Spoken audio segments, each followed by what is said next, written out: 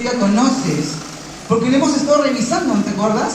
Al comienzo de esta serie, finalizando el año 2024, vimos a este tremendo hombre de Dios, Josué. ¿Por qué decimos que Josué fue un tremendo hombre de Dios? ¿Por qué lo reconocemos como un guerrero? Porque sus hazañas y sus acciones están descritas en la Biblia y son una referencia para todo cristiano. Como este hombre común que nació en un contexto de esclavitud, porque él era esclavo en Egipto, ¿te acuerdas? Luego el Señor rescata las plagas y todo eso, él sale de ahí. Como este hombre sencillo y común termina siendo tan determinante para los hechos del pueblo de Israel y también para lo que había de dejar el Señor a través de su palabra para todo el pueblo cristiano, o sea, nosotros. ¿Cómo es que este hombre logra estas cosas? Y para saberlo, por eso leemos la Biblia. Por eso leemos el libro de Josué. Por eso estudiamos y meditamos en él. Porque lo que hizo este hombre no lo hizo solo. Lo que logró este hombre no lo logró por sus propias fuerzas o capacidades humanas. Lo logró porque el Señor estuvo con él. ¿Te acuerdas el capítulo 1, hermano mío? ¿Te acuerdas, verdad? ¿Quién se presenta ante Josué? El Señor. Y le dice esa tremenda promesa, porque todo lo que el Señor te dice que va a pasar es una promesa y tienes que darlo por hecho. ¿Qué le dice Dios a Josué? Que Él estará con él, ¿no es cierto? ¿Dónde? Donde quiera que vayas. Y ese donde quiera que vayas, tú también puedes traducirlo, donde quiera que yo te mande. Porque ahorita Josué está recibiendo indicaciones de Dios. Y el Señor lo va a enviar a una tarea que humanamente es imposible, que es la posesión de la tierra de Canaán. Bueno, Josué sale de Egipto, atraviesa el desierto y ahora tenemos a este Josué que está próximo a cruzar. ¿Te acuerdas el río, hermano mío, que tenía que cruzar Josué? ¿Cómo se llamaba? El río Jordán. Muy bien, el río Jordán. Y cuando tú siempre leas en la Biblia al río Jordán, hermano mío, es simbólico. Hay que detenernos porque hay una enseñanza en relación a eso. Lo que vamos a leer ahora en Josué nos dirigimos al capítulo 3, va a ser algo que se va a recordar siempre al pueblo. Va a ser algo que incluso se va a tener que dejar una señal física de aquello que ocurrió. Y vamos a ver, hermanos míos, capítulo 3 del libro de Josué. Y dice así: Josué se levantó de mañana y él y todos los hijos de Israel partieron de Sitín y vinieron hasta el Jordán. Muy bien, nuestro río en cuestión. Y reposaron allí antes de pasar. El título de nuestro sermón el día de hoy es el cruce del Jordán. Este cruce del Jordán que humanamente, dentro de las condiciones regulares del ser humano, hubiese sido imposible cruzarlo y sobrevivir. Pero este cruce va a ser milagroso, hermanos, y vamos a ver por qué. Porque ese milagro que va a ocurrir, ese hecho portentoso de Dios que va a ocurrir ahorita con la vida de Josué y para el pueblo de Israel, que es cruzar el Jordán, como es palabra de Dios, en el Dios en el cual tú has creído, ese hecho milagroso también es para nosotros. Vamos a ver entonces qué es lo que rodea a este hecho milagroso, que es el cruce del Jordán. Sigamos la lectura, versículo 2 dice: y después de ¿cuánto? 3 días, los oficiales recorrieron el campamento y mandaron al pueblo diciendo: cuando veáis ¿qué cosa? El arca del pacto. El arca del pacto va a cumplir un papel fundamental aquí. Te recomiendo que lo subrayes ahí, si tú puedes, subraya eso, porque arca del pacto es determinante para lo que ahorita va a ocurrir. El arca del pacto de Jehová vuestro Dios, y los levitas sacerdotes que la llevan, vosotros saldréis de vuestro lugar y marcharéis en pos de ella, o sea, siguiéndola a él, a fin de que sepáis el camino por donde habéis de ir, por cuanto vosotros no habéis pasado antes y ahora por este camino. Pero entre vosotros y ella haya distancia de como 2000 codos, no os acerquéis a ella. Y José dijo al pueblo: santificaos, porque Jehová hará mañana, ¿qué cosa? Maravillas entre vosotros. Vamos a detenernos aquí en una primera lectura. Entonces vamos a ver ahorita qué cosa es lo que está sucediendo. Quieren cruzar el Jordán, ¿verdad? Ellos tienen que cruzar el Jordán porque la tierra que van a poseer está pues al otro lado de ese río. Entonces ahorita hay dos dificultades. La primera, que tienen que cruzar un río que es profundo, no es un río pequeño, es un río profundo, y tienen que cruzarlo con todo el pueblo, con todas las familias, con todo el séquito. Cruzar ese río sin un puente que pues así lo permita es sumamente complicado y pone en riesgo la vida de que ellos intenten hacer eso. Entonces ahí hay una gran complicación, cruzar esa zona. ¿Y cuál es la siguiente complicación? Más grave y más seria aún. Que cruzando ese Jordán y llegan a esa tierra que es hermosa, esa tierra que está pues provista por los valles de este río, el río Jordán, tierra fértil, tierra de abundancia. ¿Qué pasa? Que esa tierra ya está habitada. Está habitada por gente guerrera, por gente que no solamente sabe pelear, por gente que ha desarrollado cultura mucho más avanzada que lo que ellos tienen. Porque ellos ahorita han salido de casi 400 años de esclavitud, han sido esclavos.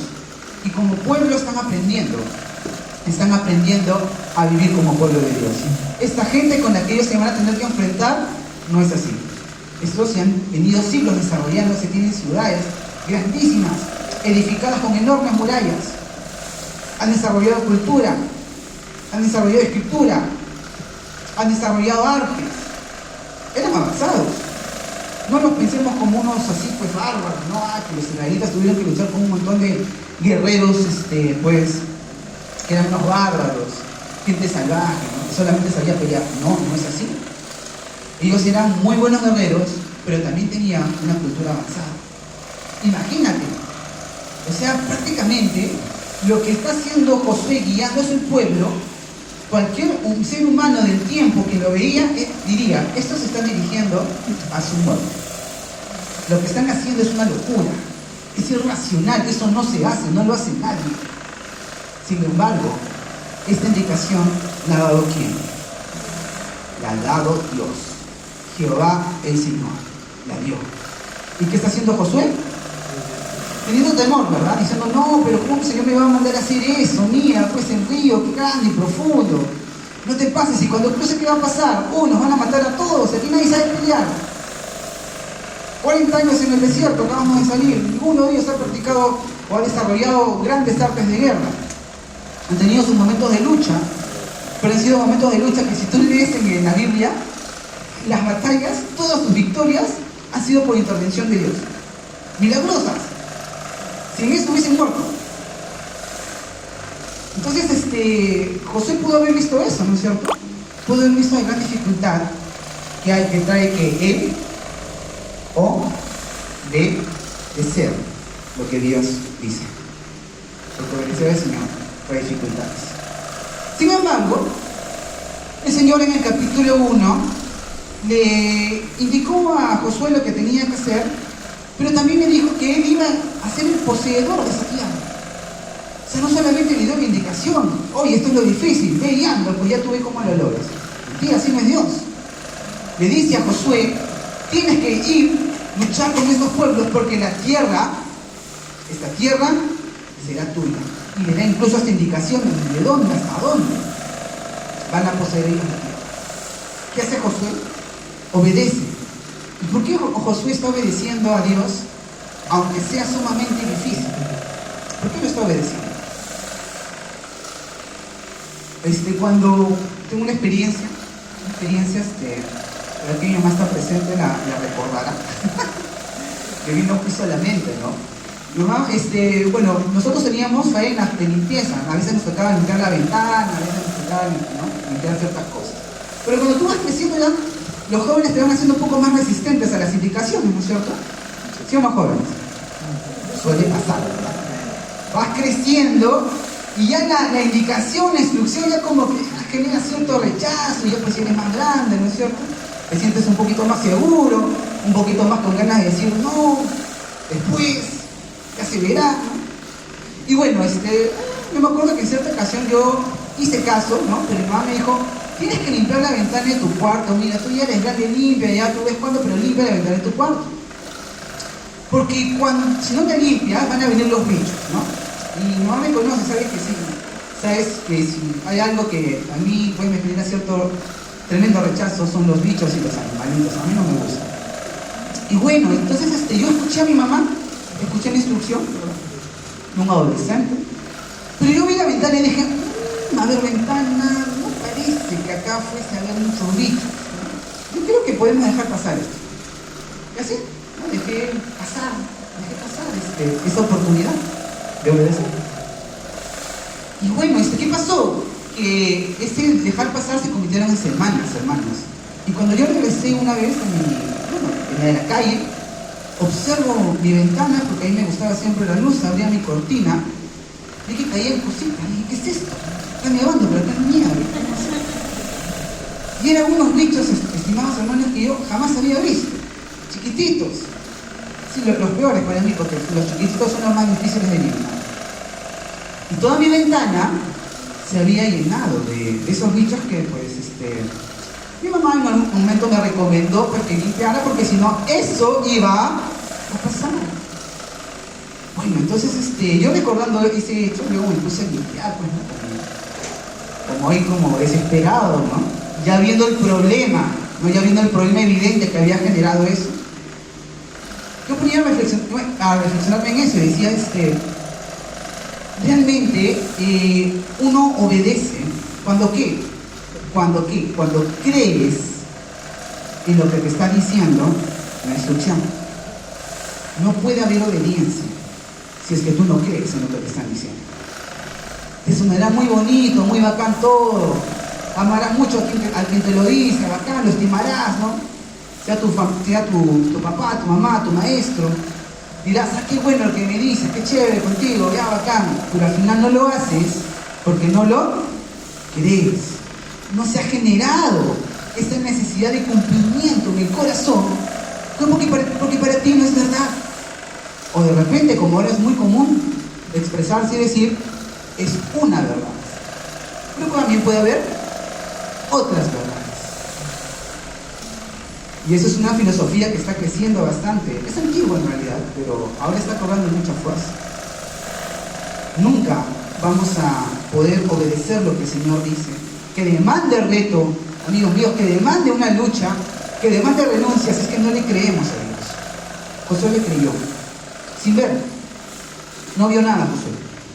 Solamente vio el río, solamente a lo mucho pudo divisar los grandes retos representados en pueblos que había que luchar. Eso podía ver. Pero él no se quedó con eso. ¿Con qué se quedó él? Decidió quedarse con lo que Dios le dijo. Y creyó al Señor. Y como creyó, entonces ¿qué pasó? Obedeció. Amados míos, si en algún momento nos cuesta obedecer lo que Dios dice, aquello que nos va a reforzar, aquello que nos va a nutrir de la fortaleza espiritual necesaria para poder cumplirlo, va a ser tu fe. Sin fe no hay nada. Hermanos, sin fe estamos viviendo un engaño, algo de apariencias, pero que en realidad en la práctica, en la vivencia, no se ve, no se cumple, no se logra, no se hace. ¿Por qué? Porque no obedecemos.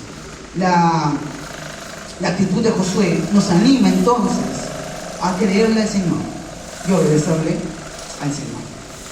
Habíamos mencionado al final de año, ¿se acuerdan? Que cada uno, de repente en nuestra vida, teníamos nuestro propio Jordán que cruzar. Según la vida de cada uno, el contexto familiar de cada uno, la realidad de cada uno tiene su propio Jordán, ¿verdad? De repente tu Jordán es el que hay que cruzar para tener la bendición, pero primero hay que luchar. De repente ese Jordán es tu familia. Hay cosas que lograr con la familia y hay que hacerlas. Indicaciones de Dios para cumplir ahí. Si eres esposo, si eres esposa, si eres hijo, todos tenemos un papel que cumplir bíblicamente en la familia. Ese puede ser nuestro Jordán, ¿no es cierto? De repente tu Jordán es tu trabajo. Hay algo más allá que solo ir y trabajar y ganarte el sustento que Dios quiere que hagas en tu trabajo. Hermanos míos, ustedes saben, soy maestro. Y desde el día que puso un pie en una escuela que pues no era creyente, es una escuela no cristiana, es una escuela del mundo, yo como cristiano, el día que decidí asumir esa labor de profesor, yo dije, Señor, si voy a ser un profesor en una iglesia, perdón, en una entidad educativa no creyente, yo voy a ser un profesor cristiano, que hable de ti, que enseñe de ti. De la manera, de la forma, ya tú me proveerás. Pero yo en algún momento tengo que hablar de ti. Y eso fue lo que yo decidí y fue lo que el Señor me ayudó en determinados momentos a lograr. Saber entender que no solamente estamos en el lugar donde trabajamos para poder cumplir un rol, una función laboral regida por entidad, que está bien, sino más allá de eso, el Señor nos puso ahí. Y si el Señor te puso ahí, hermano mío, Dios tiene un Jordán para ti ahí. Hay que cruzarlo. Pero para cruzarlo hay que decidirse. ¿Y hay que? ¿Cree? Amén, hermanos. ¿Amén? Amén, claro que sí. De repente, si eres joven, tienes tus propios Jordanes, ¿no es cierto? Pero déjame decirte que hay un gran Jordán ahorita para todos los jóvenes, un gran Jordán que hay que cruzar, con el que hay que luchar, el que hay que vencer y que hay que lograr la victoria. Ese Jordán, joven, adolescente que me escuchas, este Jordán es tu generación. Tu generación, joven. Porque si tú estás aquí el día de hoy, tú debes entender que eres sumamente diferente a todos los otros jóvenes que te van a rodear. Tu pensamiento, tu forma de hacer las cosas, lo que tú entiendes por lo correcto, por lo justo y por lo incorrecto, por lo que no se debe hacer, todo eso será abismalmente diferente a lo de ellos, a los amigos que te rodean. Y ese es un Jordán. ¿Por qué es un Jordán? Porque si el Señor te ha permitido, joven, estar aquí el día de hoy, por pertenecer a un grupo cristiano, ir a una célula, recibir clases bíblicas, es porque tiene un propósito con eso para tu vida. Ese propósito, como eres joven, sí o sí va a estar enfocado en tu generación. Tienes algo que cumplir ahí. ¿Te imaginas eso? Los adultos tenemos otros contextos, ¿verdad? Familiares, el esposo, la esposa, ir juntos a través de ese Jordán y lograr juntos la bendición. Por ese juntos, hermanos, ese entendimiento tiene que ir en función de lo que nos dice la palabra de Dios. Y eso está en el en el versículo 3. Yo te dije, si puedes, márcalo. Versículo 3. Hubo algo que determinó a los israelitas por dónde tenían que cruzar el Jordán y qué cosa era lo que tenían que hacer, qué camino iban a seguir. ¿Cuál era ese algo? El arca del pacto. A ver, ¿cuántos aquí no escuchaban antes el arca del pacto? Hay varios, muy bien, tremendo, el arca del pacto. El arca del pacto era ese mobiliario ornamental, sagrado, que tenían los israelitas, construido según las indicaciones de Dios a Moisés, donde pues se guardaba las tablas del pacto, un poco del maná, y estaba enchapado en oro. ¿Qué pasaba? Que bueno, era solamente un objeto, pero representaba algo mucho mayor. Esa representación de ese objeto era nada más y nada menos que la presencia de Dios. Y que los que de repente es para nosotros nuevo estas cositas, ¿no? ¿Por qué el Señor quería un objeto para manifestar su presencia? Porque no solamente se manifiesta y ya, ¿verdad?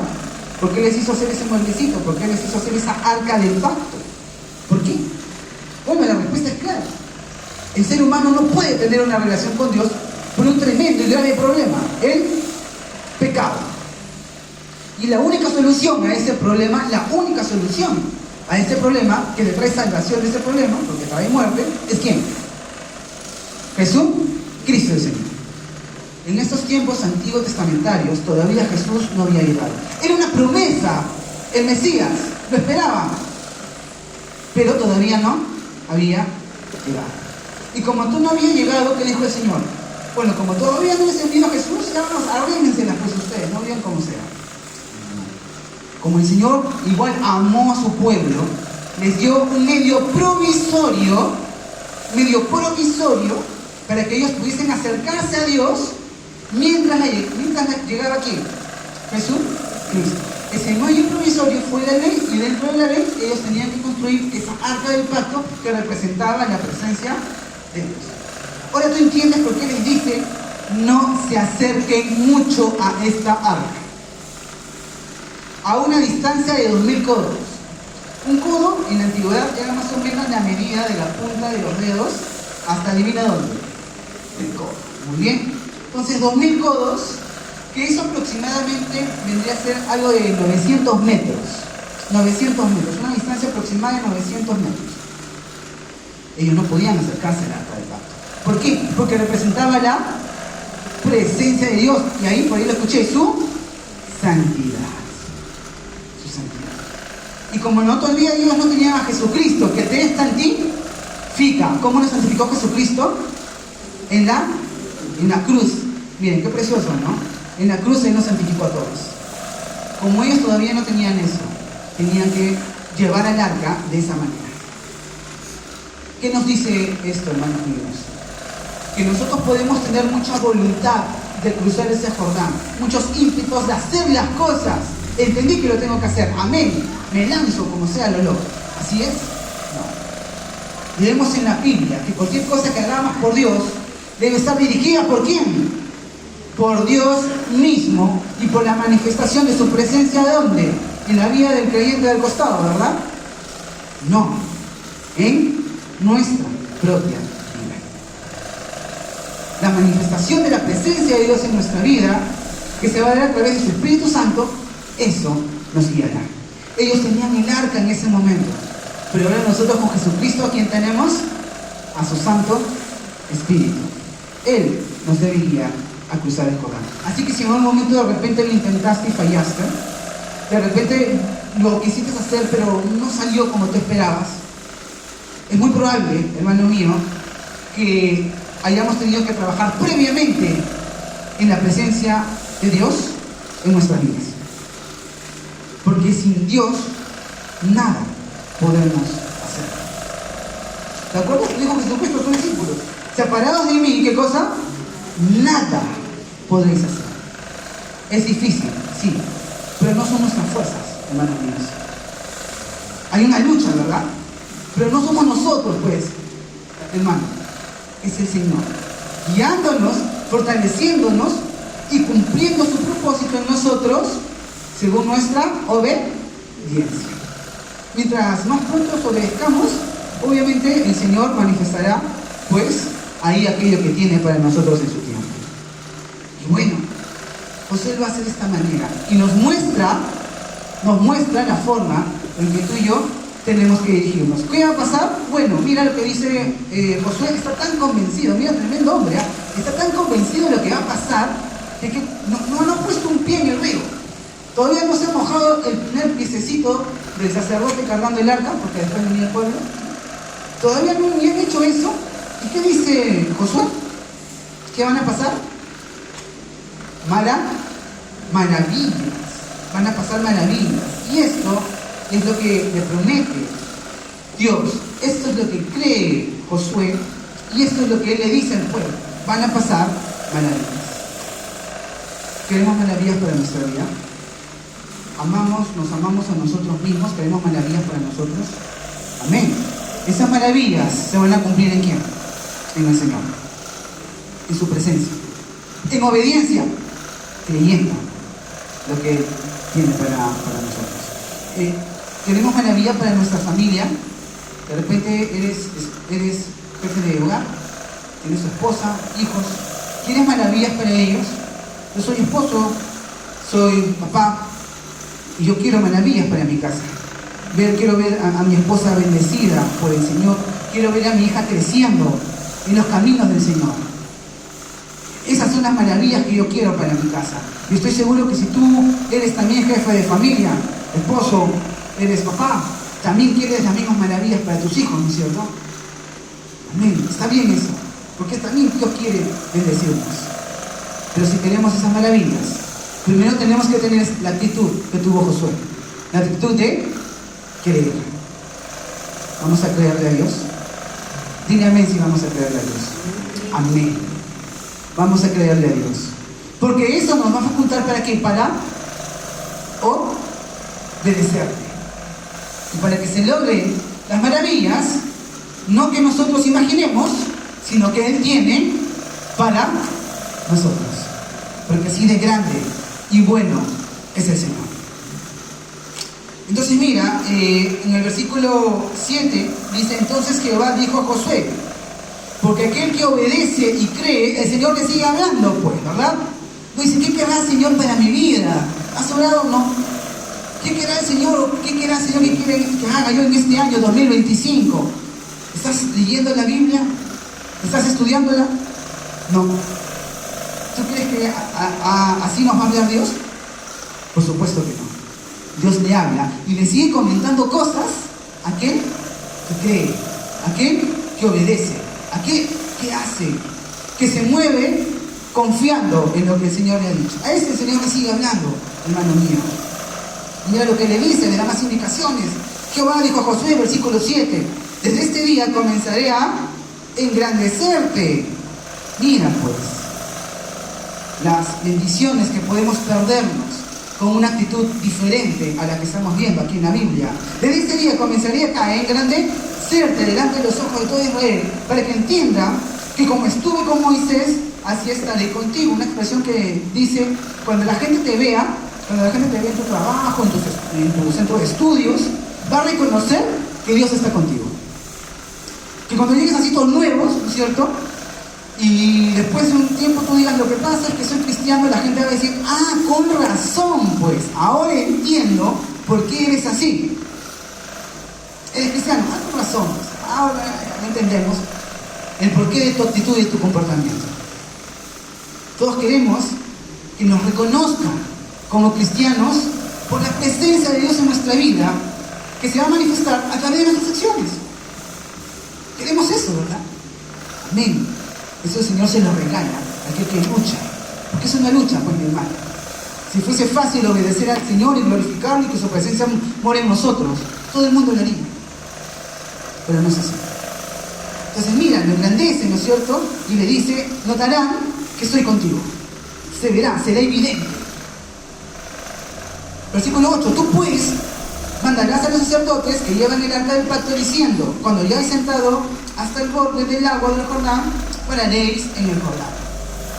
Bueno, ¿qué pasa? Que ellos se disponen a obedecer a Josué, siguen, y tenemos que a partir del versículo 16 se efectúa el milagro. Versículo 16 del mismo capítulo: las aguas que venían de arriba, porque el río pues tiene un cauce, ¿verdad? Venían de arriba. ¿Qué pasa con esas aguas? Con esas aguas se detuvieron como un montón, o sea, se detuvieron de una manera, pues, como si hubiesen puesto un dique o algo que las retuviera. Se detuvieron. Cuando ellos empezaron a cruzar, el cauce del río se detuvo. Se detuvo ahí, se quedó. Un milagro, una maravilla. Bien lejos de la ciudad de Adán, que está al lado de Zeratán, a las que descendía del mar de Araba, al mar salado. Se acabaron y fueron divididas. Y el pueblo pasó en dirección de Jericó. Mas los sacerdotes que llevaban el arca del pacto de Jehová estuvieron en seco, firmes en medio del Jordán, porque se habían dividido el agua para un lado y para el otro. Hubo, dice, acabado de pasar todo el pueblo Jordán, y todo Israel, final del capítulo, pasó en seco. El Señor regala, porque nadie se las gana. Regala, es por gracia, sus maravillas a aquellos que creen en Él, que creen todo lo que el Señor les ha dicho, y que en función de eso dediquen su vida en obediencia y cumplimiento de lo que dice el Señor. Habíamos dicho que cada uno tiene su propio Jordán, ¿verdad? Como iglesia también tenemos un Jordán como sede. ¿Sabes cuál es nuestro Jordán aquí? Juntos, que todos tenemos que cruzar. Santa Catalina. Santa Catalina, este barrio sumido en la idolatría, sumido en la delincuencia y la criminalidad. Este barrio, hermano mío, es nuestro Jordán. Vamos a pasarlo juntos. Amén, ¿verdad? ¿Por qué? ¿Porque se nos ocurrió? No, porque es parte de lo que indica